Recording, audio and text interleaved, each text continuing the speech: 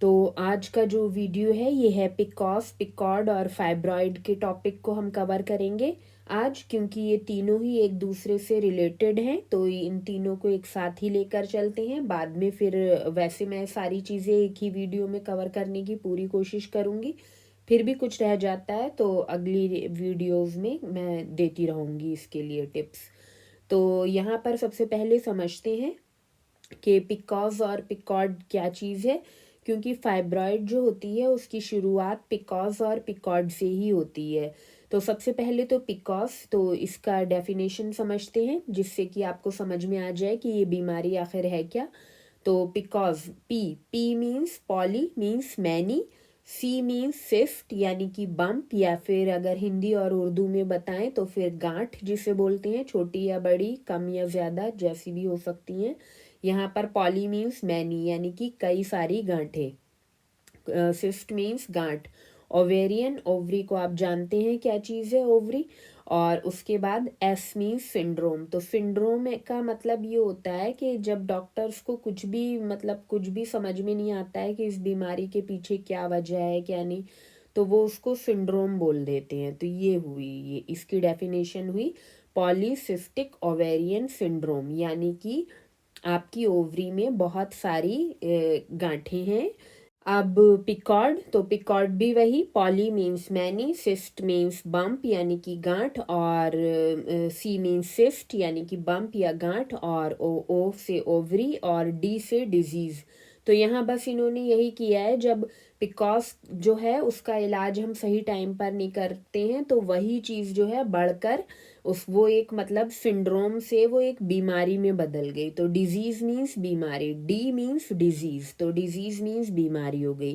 तो यहाँ पर बस बीमारी वही है, उसका थोड़ा सा एडवांस स्टेज हो गई है तो उसका नाम थोड़ा सा चेंज कर दिया है। अच्छा, यही जो है पिकॉर्ड, पिकॉर्ड का भी जब इलाज नहीं हो पाता है तो वही चीज़ लास्ट में क्या बन जाती है, फाइब्रॉइड या ट्यूमर।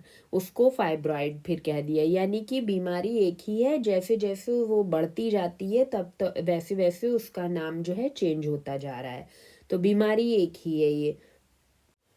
तो सबसे पहले शुरुआत जो होती है वो होती है पिकॉस से। तो पिकॉस जैसा कि नाम से ही जाहिर है कि इसमें यूट्रस में किसी भी हिस्से में छोटी छोटी गांठें होती हैं। यूट्रस के किसी भी हिस्से में हो सकती हैं, कभी बाहर तो कभी अंदर, कहीं भी। और अगर इसको शुरू में ही ट्रीट नहीं किया जाता है तो फिर यही जो होता है पिकॉर्ड में कन्वर्ट हो जाता है। तो अगर इसको पिकॉस को शुरू में ही ट्रीट नहीं किया जाए तो यही पिकॉर्ड में बदल जाता है, जो कि इस तरह से ये पिकॉस की ही एक एडवांस स्टेज होता है, पिकॉर्ड जो होता है वो। और लास्ट में अगर पिकॉर्ड जो होता है उसको भी ट्रीट नहीं किया जाता है तो फिर इसकी एडवांस स्टेज जो होती है पिकॉर्ड की वो फाइब्रॉइड होती है, जहाँ यही गांठ या सिस्ट जो होती है वो ट्यूमर या कैंसर में बदल जाती है। तो कंडीशन अगर फाइब्रॉइड तक पहुंच जाती है तो एलोपैथी में जो डॉक्टर होते हैं वो यूट्रस को निकालने की सलाह देते हैं, क्योंकि एलोपैथी में इसका कोई रिलायबल इलाज है नहीं। मगर आप अगर नेचुरोपैथी से इलाज कर लेते हैं तो बिल्कुल आप इस कंडीशन से बाहर आ सकते हैं। अगर शुरू में ही पिकॉस की कंडीशन में ही, जब पिकॉस हो आपको उसी वक्त अगर आपने ध्यान दे लिया और इसे ट्रीट कर लिया अपने पिकॉज को, तो फिर आपका जो है सिचुएशन, कंडीशन आपकी फाइब्रॉइड तक नहीं पहुंचेगी। बट प्रॉब्लम ये है कि शुरुआत में पता नहीं चल पाता। हाँ, कुछ सिम्टम्स तो आते हैं पर हम जब तक ये इसकी कंडीशन वर्स ना हो जाए, बहुत ख़राब स्टेज तक नहीं पहुंच जाती है कोई भी बीमारी, ज़्यादातर लोग जो होते हैं छोटे मोटे सिम्टम्स को इग्नोर ही करते हैं, उस तरफ ध्यान ही नहीं देते हैं। तो पिकॉज जो होता है उसके सिम्टम्स कुछ इस तरह के होते हैं। इरेगुलर पीरियड, कभी कभी पीरियड 6 महीने तक भी नहीं आता है। स्किन प्रॉब्लम्स, इनफर्टिलिटी, आपको कंसीव करने में प्रॉब्लम होती है। चेहरे पर बाल, जैसे औरतों में दाढ़ी मूंछों का आना, सिर के बाल कम होना, इस तरह के सिम्टम्स जो हैं पिकॉज या पिकॉर्ड दोनों में ही आते हैं। अब आते हैं फाइब्रॉइड के सिम्टम्स की तरफ। तो फाइब्रॉइड में पिकॉज और पिकॉर्ड वाले सिम्टम्स तो होते ही हैं, इसके साथ ही फाइब्रॉइड की जो होती है पहचान खास जो होती है मेन, वो होती है कि आपको पेशाब करने में प्रॉब्लम होती है। जैसे पेशाब करने के लिए आप बैठेंगे तो लग रहा है कि पेशाब जो है ब्लैडर पेशाब से भरा हुआ है, मगर आप ठीक से पूरा पेशाब जो है वो पास नहीं कर पा रहे हो, पूरा ब्लैडर खाली नहीं हो पा रहा है। मतलब थोड़ा पेशाब कर लिया और पेशाब करने के बाद भी लग रहा है कि ब्लैडर में पेशाब है, पूरा ब्लैडर खाली नहीं हुआ है। तो अगर ऐसा बार बार होता है कि लगता है कि आप पेशाब को जाते हैं और लगता है कि ब्लैडर पूरा खाली नहीं हुआ है, और साथ में कमर दर्द, जांघों में दर्द, टेल बोन में दर्द, उठने बैठने में परेशानी, शोल्डर और गर्दन में अचानक से तेज़ की गर्मी लगना, जिसे कि हॉट फ्लैश भी कहते हैं, साथ में विटामिन D3 कम होना। तो अगर आपको इनमें से ऊपर बताए हुए सिम्टम्स में से 3-4 सिम्टम्स आपके अंदर आ रहे हैं, तो आप फिर अपने यूट्रस की जांच कराएं कि कहीं कोई सिस्ट तो नहीं है। और अगर है सिस्ट बन आपके जांच कराते हैं, टेस्ट कराते हैं और उसमें सिस्ट निकल आती है, तो फिर पता चल पाए कि किस स्टेज तक पहुंच गई है ये, क्या ये सिस्ट फाइब्रॉइड या ट्यूमर में तो नहीं बदल गई है। इसके अलावा फाइब्राइड वालों को किडनी या गाल ब्लैडर में स्टोन भी हो जाता है, उनको ये प्रॉब्लम भी साथ में लग जाती है। तो यहाँ तक तो हमने जान लिया कि पिकॉस, पिकॉर्ड और फाइब्रॉइड में किस तरह के सिम्टम्स आते हैं। तो सिम्टम्स लगभग एक ही तरह के होते हैं, थोड़ा सा फाइब्रॉइड में ज़्यादा हो जाते हैं, वो मैंने आपको पीछे बता ही दिए हैं। तो अब सिम्टम्स के बाद जानते हैं कि इसकी वजह क्या है और ऐसा क्यों होता है, उसके बाद इलाज की बात करते हैं। तो यहाँ भी सभी बीमारियों की तरह हाई इंसुलिन और हार्मोन इम्बैलेंस ही वजह है। और इसी वजह से इंसुलिन हाई होने की वजह से ही डॉक्टर्स जो होते हैं पिकॉज में अक्सर मेटमॉर्फिन प्रिस्क्राइब कर देते हैं, आपको खाने के लिए दे देते हैं, जिससे कि इंसुलिन को कंट्रोल किया जा सके। तो अगर आपको पिकॉज है और आपका ब्लड शुगर नॉर्मल भी आ रहा है, अगर मतलब ब्लड में आपके शुगर जो लेवल है वो नॉर्मल आ रहा है और आपको पिकॉज है, तो भी आपका इंसुलिन जो है हाई है। देखिए, ब्लड में शुगर डिटेक्ट होना या इंसुलिन रेजिस्टेंस और हाई इंसुलिन दोनों अलग अलग चीज़ें हैं। हाई इंसुलिन का खेल जो है ब्लड में शुगर या डायबिटीज़ डिटेक्ट होने से कोई 10-15 साल पहले ही शुरू हो चुका होता है। तो इस ब्लड शुगर या हाई इंसुलिन के खेल को अच्छी तरह से समझने के लिए आप डायबिटीज़ क्यों और कैसे वीडियो देखें, ताकि आपको समझ में आ सके कि कैसे ब्लड में शुगर डिटेक्ट होने से 10-15 साल पहले ही हाई इंसुलिन का खेल शुरू हो चुका होता है, जो कि आखिर में जाकर डायबिटीज़ में बदल जाता है। तो हाई इंसुलिन बॉडी में कहीं भी किसी भी ऑर्गन पर इफ़ेक्ट डाल सकता है। तो यहाँ पर उसने चुना है आपकी ओवरी को। इसके अलावा पिकॉज और पिकॉर्ड और फाइब्रॉइड में इंसुलिन के अलावा आपके सेक्स हार्मोन्स जैसे कि प्रोजेस्टेरॉन, टेस्टोस्टेरॉन और एस्ट्रोजन, ये तीनों भी इम्बैलेंस होती हैं, क्योंकि उनके अंदर मेल हार्मोन, जो लेडीज़ होती हैं उनके अंदर मेल हार्मोन जो है टेस्टोस्टेरॉन बढ़ने लगता है, तो और इसके साथ एस्ट्रोजन जो है वो भी इम्बैलेंस होता है, जिसकी वजह से औरतों में दाढ़ी मूछें आने लगती हैं, क्योंकि उनके अंदर मेल हार्मोन टेस्टोस्टेरॉन बढ़ने लगता है। तो इतने डिस्कशन से आपको इसके इलाज की मिल ही गई होगी। तो इसके इलाज के लिए हमें अपना इंसुलिन कंट्रोल करना है, जिसके लिए कि हेल्दी कीटो डाइट और फास्टिंग करनी होगी। तो डाइट उसी तरह से जैसे मैंने डाइट प्लान में बताया है, वेट लॉस डाइट प्लान 1 और 2 दोनों मैंने दे रखे हैं। 2 मैंने अपलोड कर दिया है, तो 1 वाले से बहुत बेहतर, 1 में थोड़ी सी कुछ कमियां हैं, तो 2 जो है plan 2 weight loss diet plan 2 वो ज़्यादा बेहतर है, तो वो आप फॉलो करें। 15 days weight loss diet plan 2 और 15 डेज फास्टिंग डाइट वाला वीडियो भी मैंने दे रखा है, तो ये दोनों आप फॉलो करें। हालांकि कीटो जो होती है डाइट, उसमें फ्रूट्स जो होते हैं सभी तरह के बिल्कुल मना ही होते हैं शुगर की वजह से, मगर हमने यहाँ पर ऐड किए हैं। देखो, जब आप फास्टिंग करते हो तो आप फ्रूट्स वगैरह कुछ लोगे ही नहीं 15 डेज तक। मगर यहाँ हमने जो 15 डेज वाली, जब आप खाना पीना खाते हो, मतलब नॉर्मल डेज की जो 15 डेज की डाइट है, वहाँ हमने थोड़े से फ्रूट्स ऐड किए हैं मॉर्निंग के टाइम पे, जिससे कि आपको रिफ़्रेशमेंट मिले और लाइव एंजाइम्स भी मिल जाएं। इसके अलावा फ्रूट्स से, और वो जो जूस बता रखा है उसमें भी फ्रूट्स वगैरह और सैलेड अगर आप लेते हो तो आपको थोड़ा सा फाइबर और शुगर, जो कि आपके माइक्रोब्स के लिए, गट के लिए चाहिए होती है, वो भी मिल जाते हैं। तो थोड़ा सा खा लोगे तो ठीक है। और अगर नहीं खाना चाहते हो आप, तो सीधा सीधा आप कीटो, पूरी तरह से कीटो पे भी प्रोटीन भी ले सकते हो सुबह में, ऐसा कोई मसला नहीं है।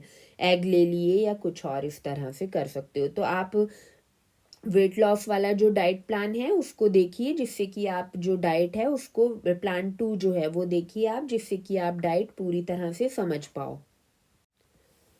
तो आप जब डाइट फॉलो करें तो पहले डाइट जो है, डाइट प्लान दोनों ही देखें, weight loss plan, diet plan 2 जो है वो वाला, और जो फास्टिंग वाली डाइट है वो दोनों ही देखें। इसके अलावा मैंने हालांकि बता रखा है प्लान 2 में कि आपको फर्मेंटेड फूड नहीं लेना है, प्रोबायोटिक्स भी नहीं लेने हैं। तो पिकॉस पिकॉर्ड में भी ये बहुत ज़्यादा नुकसान करते हैं, तो फर्मेंटेड फूड आपको नहीं लेना है, मतलब प्रोबायोटिक्स वाला जो होता है। तो ये केफर और ये दही वगैरह भी कभी कभार जैसे खाने में डाल लिया पकाकर तो ठीक है, लेकिन ऊपर से ऐसे रोज़ रोज़ का खाने में नहीं करो इसको। तो ये भी आपको नुकसान पहुंचाता है, तो ये सब आपको नहीं लेना है, प्रोबायोटिक्स जो हैं। उसके अलावा सेक्स हार्मोन्स और दूसरे हार्मोन्स को, जो ग्लैंड्स होते हैं हार्मोन्स को रिलीज करते हैं, जो कि उनको ठीक से काम करने के लिए एनिमल फैट की बहुत ज़रूरत पड़ती है। एनिमल फैट और एक आयोडाइन, तो इन दोनों की बहुत ज़रूरत होती है हार्मोन्स के ठीक से काम करने, मतलब ग्लैंड्स ठीक से काम करें, जिससे कि आपके हार्मोन्स सही से रिलीज हो पाएँ। तो आपको अपनी डाइट में ध्यान रखना है कि आप अपना खाना जो भी बनाएं चर्बी में बनाएं। इसके अलावा पिकॉज में विटामिन ई का होना चाहिए, विटामिन ई भी काफ़ी कम होता है आपके अंदर।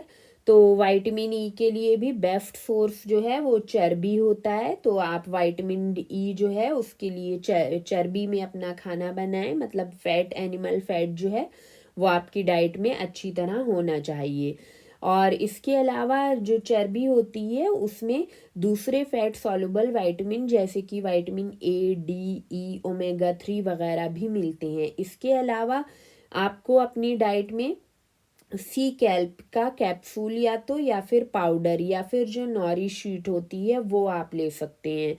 तो ये आपको डेली लेना होगा, ख़ास तौर से अगर आपके सिस्ट, पिकॉस पिकॉर्ड में सिस्ट होती हैं, तो कहीं भी बॉडी में सिस्ट हो या गांठ हो तो उसको गलाने के लिए आयोडाइन जो होती है वो बहुत हेल्पफुल होती है।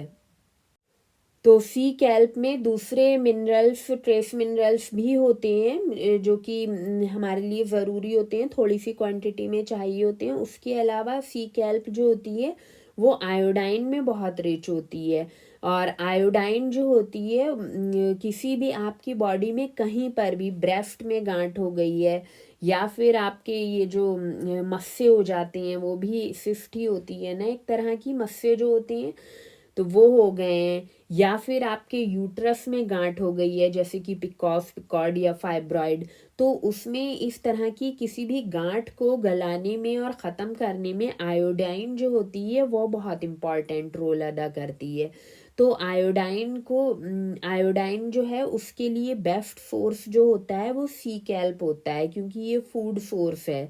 हालांकि आयोडाइन पे मैंने एक अलग वीडियो बना रखी है, वो आप ज़रूर देखें, उससे आपको हेल्प मिलेगी काफ़ी, आयोडाइन किस तरह से काम करता है वो समझने में। तो आयोडाइन का बेस्ट सोर्स जो होता है वो सी कैल्प होती है। तो सी कैल्प का अगर आपको अच्छी क्वालिटी का, बस ये ध्यान रखना है अच्छी क्वालिटी का होना चाहिए। आप कैप्सूल भी ले सकती हैं, अमेज़ॉन पे मिल जाता है आराम से। तो 500 माइक्रोग्राम का आप कैप्सूल ले सकती हो, या फिर अगर सस्ता चाहते हो तो फिर पाउडर जो होता है सी कैल्प का पाउडर वो भी ले सकते हो, हाफ टेबल स्पून या फिर उससे थोड़ा सा कम, बस हाफ टेबल स्पून ही आप ले लोगे तो बहुत हो जाएगा। खाने में अपने किसी भी डाल लो और खा लो, या फिर कुछ भी नहीं है तो फिर पानी में घोलो, थोड़ा सा पानी ले लो और कोई 50 या 100 ml और उसमें घोल के पी जाओ उसको। वरना फिर नौरी शीट जो कि आती हैं वो भी आप ले सकते हो, तो वो तो बहुत टेस्टी ऑप्शन होता है, बच्चे भी बहुत आराम से खाते हैं, बिल्कुल एकदम क्रिस्पी होती हैं वो, जैसे कि क्रिस्प होती हैं उसी की तरह से।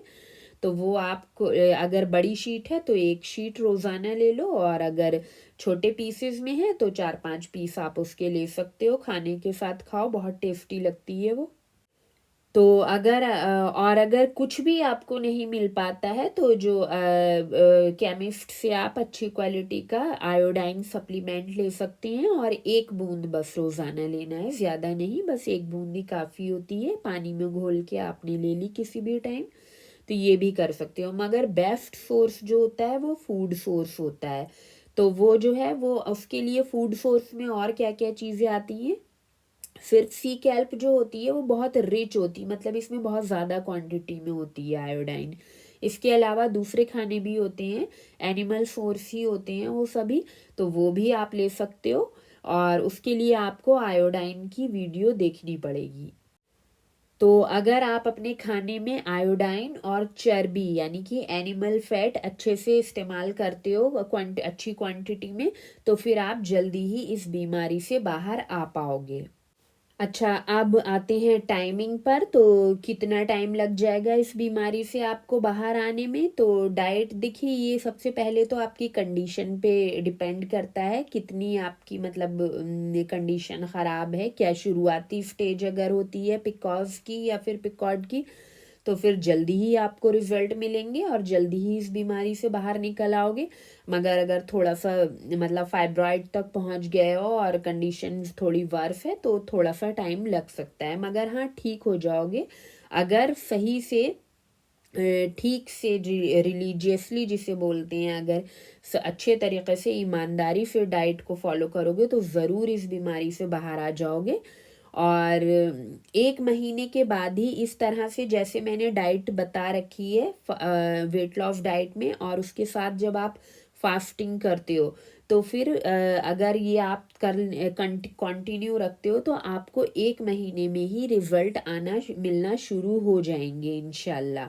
मगर पूरी तरह से ठीक होने में, सिस्ट को ठीक करने में, सिस्ट को ख़त्म होने में कोई 1 से 2 साल का टाइम पीरियड लग सकता है।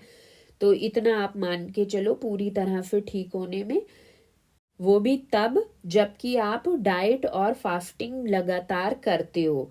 और फास्टिंग जो है वो इसलिए भी ज़रूरी है कि जब आपको फास्टिंग के दौरान बॉडी में खाना नहीं मिलता है तब बॉडी इस तरह की अगर कोई सिस्ट या गांठ या फिर आपकी बॉडी में पथरी हो गई है कहीं पर, तो उसे तोड़कर या गला कर उसमें से जो न्यूट्रिशन होता है वो ले लेती है, और इस तरह से आपकी जो बॉडी में कहीं भी ओवर ग्रोथ होती है उसको बॉडी जो है खाने लगती है जब उसे खाना नहीं मिलता है, जिसे कि ऑटोफैगी कहते हैं। और ऑटोफैगी तभी स्टार्ट होती है जबकि आपकी बॉडी में इंसुलिन ना हो, और इंसुलिन कब नहीं होगा, जब आप खाएंगे नहीं, क्योंकि कुछ खाते ही इंसुलिन कम या ज़्यादा इंक्रीज होगा ही उस खाने की ज़रूरत के मुताबिक। तो इस तरह की कोई गांठ या पथरी जो है उसको गलाने के लिए फास्टिंग बहुत ज़रूरी है। तो फास्टिंग किस तरह से करनी है उसके लिए फास्टिंग डाइट वाली वीडियो ज़रूर देखें।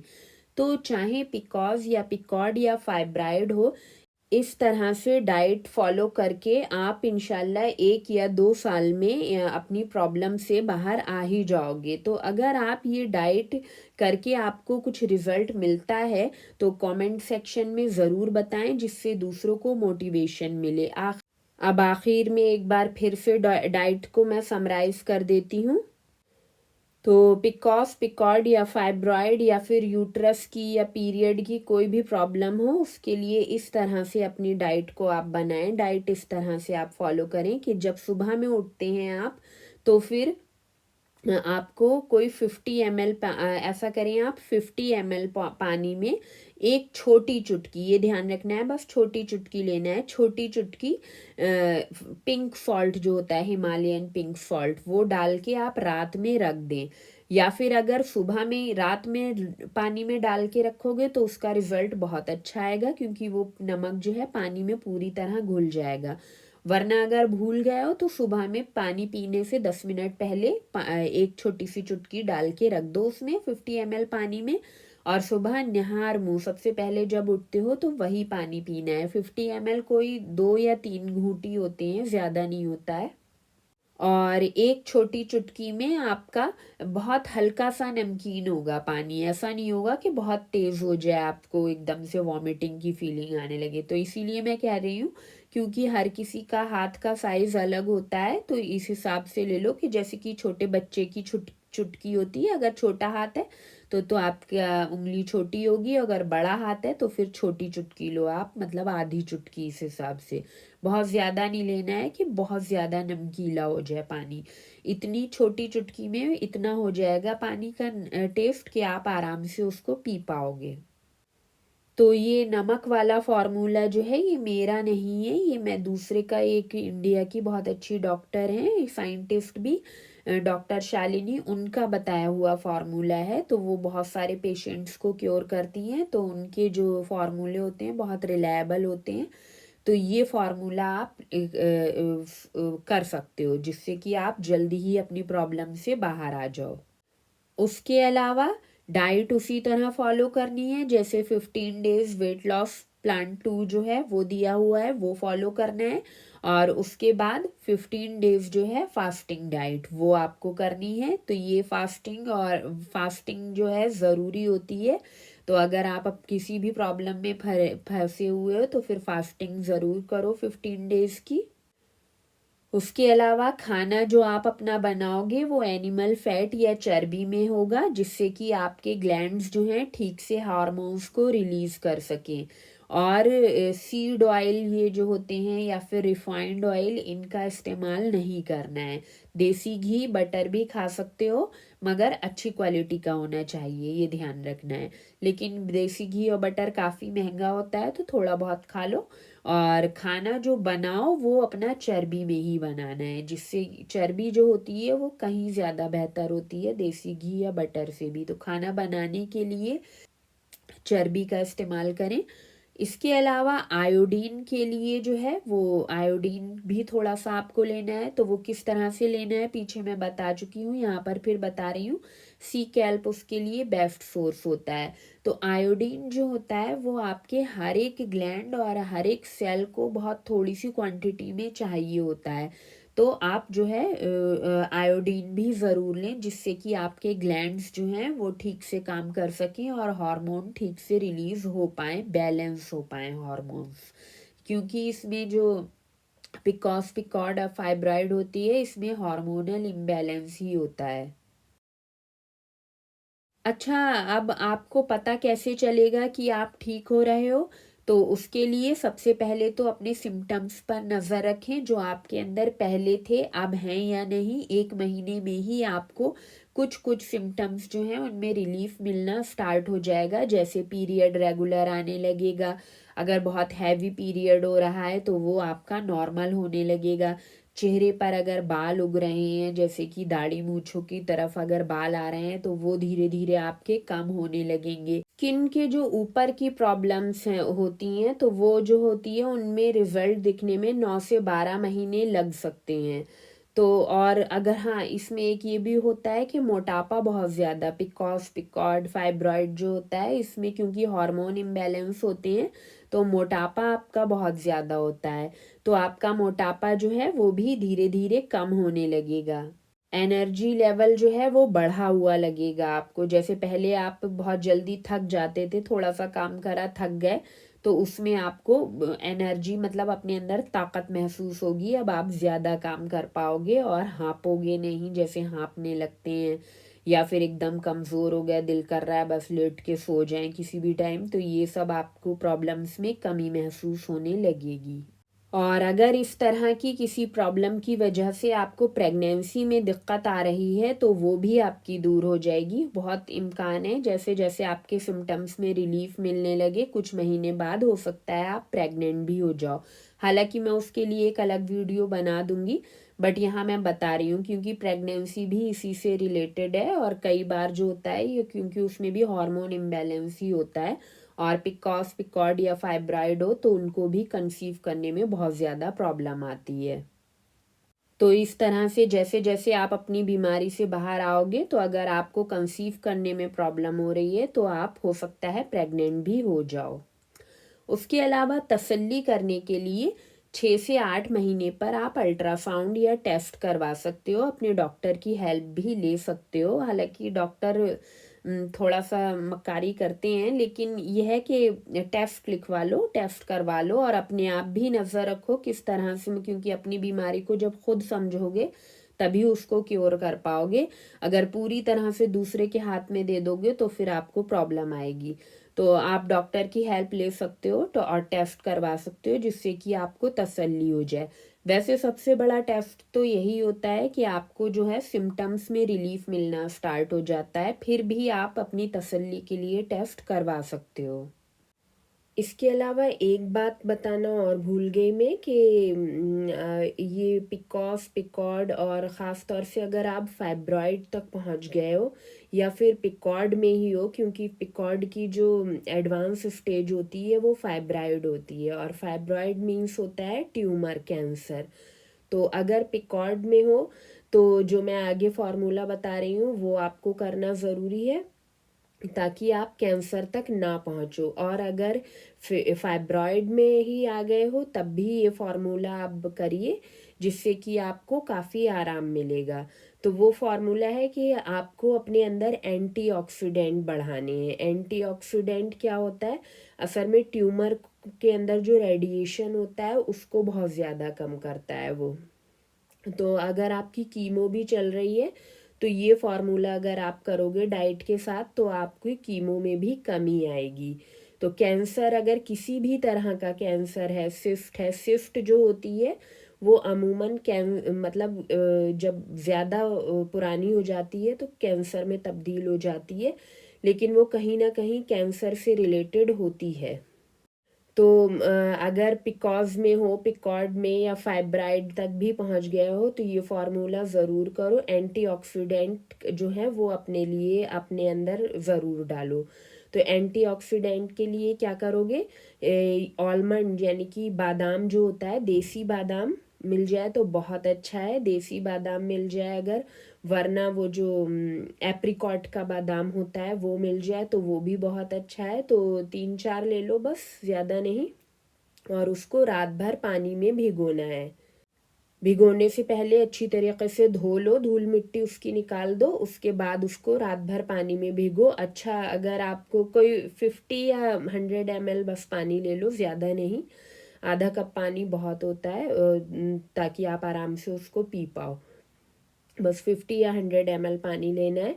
और अगर बादाम से एलर्जी है तो वॉलनट ले लो, वरना एक वॉलनट पूरा ले लो और उसको रात भर पानी में उसको भी इसी तरह से भिगोना है अगर बादाम से एलर्जी है तो। और अगर बादाम से एलर्जी नहीं है तो फिर बादाम ही लो।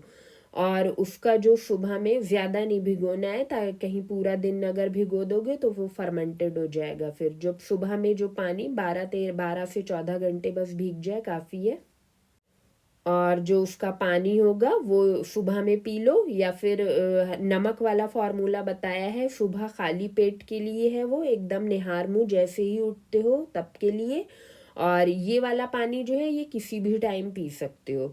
तो 14-15 घंटे आप देख लो भीग गया अच्छी तरीके से, उसका पानी जो होगा ब्राउन ब्राउन पानी होगा उसका जो निकलेगा उसमें से, वो पानी आपको दिन में किसी भी टाइम पी लेना है। और अगर बादाम आप ले रहे हो इस तरीके से भिगो के तो बादाम का छिलका पानी पी लो, उसका जो भी निकला है। और जो छिलका होता है उसका, वो छिलका जो है वो अपनी टी में डालो, चाय में। और चाय में छिलके के साथ ही चाय जो भी दूध की बनाते हो, दूध पानी वाली या जो भी आप टी लेते हो उसमें डाल लो। और छिलके के साथ ही वो 3 या 4 बादाम बस बहुत होंगे, उनका छिलका लेके आपको डालना है चाय में अपनी, ताकि उसका रस अच्छी तरीके से चाय में मिल जाए, आपको खूब उससे एंटीऑक्सीडेंट मिलेगा। और इसके अलावा अपनी चाय में ही आप करीब 1 चुटकी के लगभग, 2 टाइम पीते हो तो 2 टाइम चाय में 1 चुटकी के लगभग ककाओ पाउडर जो होता है, तो बेस्ट होता है कि कोको निब्स मंगा लो, वो प्योर होती हैं, और उसका पाउडर बना के रख लो, और उसमें से 1 चुटकी बस, 1 चुटकी आपको लेना है। तो थोड़ी बड़ी चुटकी हो तो अच्छा है, मतलब चुटकी भर के लेना है, और वो अपनी चाय में आप डाल दो बनते टाइम, तो उसका रस जो है वो भी चाय में आ जाएगा, उसका जो अर्क होगा, और इस तरह से वो एंटीऑक्सीडेंट से भरपूर चाय हो जाएगी। तो ये बादाम का छिलका और ककाओ पाउडर जो है वो आपको अपनी चाय में डालना है। तो वो चाय आप 2 टाइम 3 टाइम जितने टाइम भी पीते हो, ककाओ पाउडर वाली जो है बस 2 टाइम डालो, बाकी अगर तो ककाओ पाउडर जो है जो वो आपको सिर्फ 2 टाइम अपनी चाय में डालना है। बाकी अगर और जो ये इसका छिलका है बादाम का, वो बस 1 ही टाइम में डाल लो, वरना चाहो तो हाफ हाफ करके, जैसे 4 आपने लिए हैं तो 2 का 1 टाइम डाल लो टी में, और 2 का दूसरी टाइम टी में डाल लो। बाकी अगर 3-4 कप पीते हो चाय, तो फिर बाकी वो अपनी सादी वाली चाय पियो जैसी नॉर्मल पीते हो। हर वक्त ये नहीं कि 4-5 कप भी पी रहे हैं तो हर वक्त ही उसमें बादाम का छिलका भी डाल रहे हैं, और हर वक्त ही हर बार ही उसमें ककाओ पाउडर भी डाल रहे हैं। इतना ज़्यादा नहीं लेना है, बस 2 टाइम, सुबह शाम भी कर सकते हो, या दोपहर में या रात में पी रहे हो तो ऐसे भी कर सकते हो, तो उस हिसाब से एडजस्ट कर लो। और इसके अलावा आपको बेहतर होगा, बहुत अच्छा आपको रिज़ल्ट तब मिल पाएगा जब आप अपना ग्लूकोज सोर्स बंद करोगे। ग्लूकोज सोर्स में मतलब आप अपने चावल, ख़ास तौर से चावल और गेहूँ, उसमें भी गेहूँ जो है वो, उसमें ग्लूटेन भी होता है ना गेहूँ में, तो वो बहुत ज़्यादा आपको परेशान करेगा। तो कोशिश यही करो कि प्रोटीन पे रहो।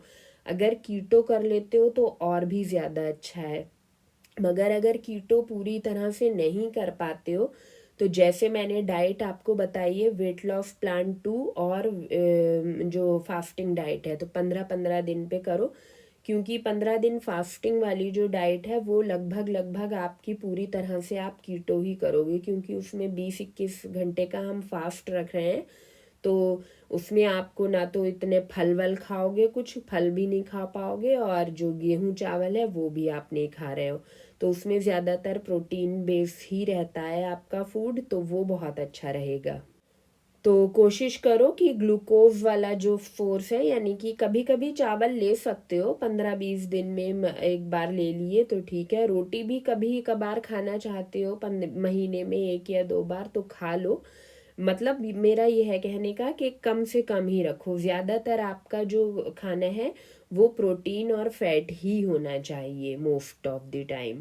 फल मैंने आपको बता ही दिया है, कोई इतने बहुत ज़्यादा इम्पॉर्टेंट नहीं होते हैं, फिर भी आप अगर खाना चाहते हो तो सुबह में मॉर्निंग टाइम में जो 15 दिन की हमारी वेट नॉर्मल डेज की डाइट है उसमें ले सकते हो, मगर वो भी बहुत ज़्यादा नहीं लेने हैं, इस चीज़ का ध्यान रखो।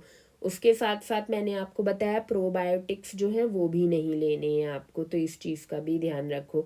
बहुत ज़्यादा ये दही और कीफ़र और ये सब कभी कभार खाने में किसी में डाल लिया, बिरयानी या फिर उसमें पुलाव वगैरह में, कौरमे में, तो ठीक है, वरना बहुत ज़्यादा इन चीज़ों के पीछे मत भागो, फर्मेंटेड वाली जो चीज़ें होती हैं।